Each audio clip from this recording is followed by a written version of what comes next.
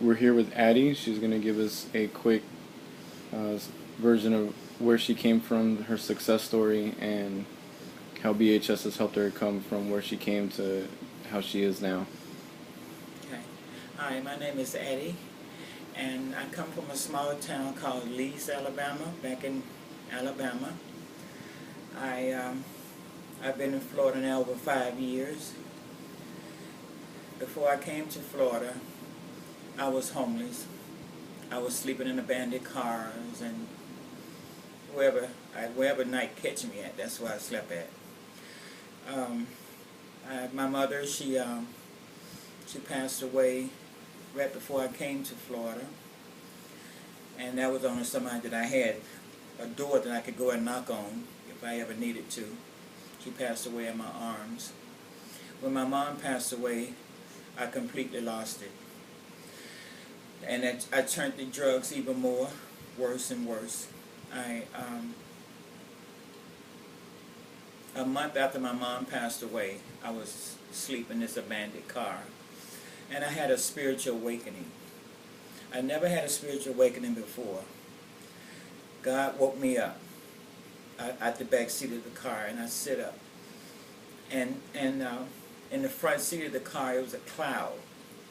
And in that cloud, it was a flower, a pretty tree I've never seen before. I've never been anywhere besides my hometown. And in that spiritual awakening, he showed me my destination. I didn't know it though. So I laid back down, and the next day when I got back up from sleeping in the abandoned car, I went to a phone and I called one of my counselors back home. And I called him to see could I come into his recovery center. I had been there several times before. So he told me, he said, Addie, it wouldn't do any good if you come back. He said, we're going to try something different. So he said, I'm going to send you to Florida. I'm like, Florida? How am I going to get to Florida? You know, I got a habit, Mr. Jerry. I need help. So he told me, he said, God going to make a way. So he gave me a phone number, and I called a number with down here in Florida, which was Shadowwood, a place called Shadowwood. Shadowwood is only for HIV people. I was diagnosed with HIV in 2002. So my family, some of my family members and the people that I surround myself by every day, they took up the money for me, and I got on the bus and I came to Florida. When I got to Florida, I went to Shadowwood, and I graduated Shadowwood program. I got me a job, and I moved out on my own. I got into a very unhealthy relationship that caused me to lose my job and lose my apartment. Then I ended up at Broward Outreach Center in Pompano. Once I ended up in Broward Outreach Center in Pompano, I completed their program, and I left there and I went into transitional housing here in Fort Lauderdale, and I completed that transitional housing after a year staying there. During my stay at transitional housing, my counselor had signed me up for Broward Housing Solution.